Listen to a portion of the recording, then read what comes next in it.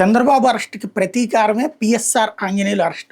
బాబుని అరెస్ట్ చేయడానికి టోటల్‌గా ఆ పాయింట్స్ టు మొత్తం ఇష్యూనంతా కూడా పిఎస్ఆర్ ఆంజనేయులు డిజైన్ చేశారన్నటువంటిది తెలుగుదేశం పార్టీకి ఉన్నటువంటి కోపం. దాంతో పాటుగా జగన్ చెప్పినట్టు చేశారు అన్నటువంటి కాన్సెప్ట్. అందుకోసమనే అరెస్ట్ చేశారు ప్రస్తుతం ఒక కేసులో, జత్మలాని కేసులో. అయితే ఇవాల్టితో విచారణ పూర్తయిపోతుంది కాబట్టి ఆటోమేటిక్‌గా బెయిల్ ఇచ్చేయాలి. కాబట్టి అర్జెంటుగా మరొక కేసు నమోదు చేశారు. ఆయన ఏపీపీఎస్సీ చైర్మన్‌గా పనిచేసినటువంటి సందర్భంలో అవకతవకలు జరిగాయి అన్నటువంటి. మళ్ళీ దాని మీదన అరెస్ట్ చేస్తారు. పీటీ వారెంట్ కిందన అరెస్ట్ చేస్తారు. అరెస్ట్ చేస్తే మళ్ళీ దాని మీదన ఆయన బెయిల్ కోసం అడిగే లోపుగా ఆయన్ని మేము విచారించాలంటారు. తద్వారా మళ్ళీ ఇంకో 2-3 రోజుల పాటు విచారణకు తీసుకుంటారు.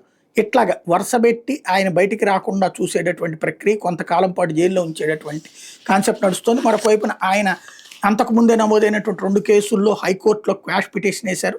దాని మీద విచారణ పూర్తయితే కానీ ఏది స్పష్టత రాదు.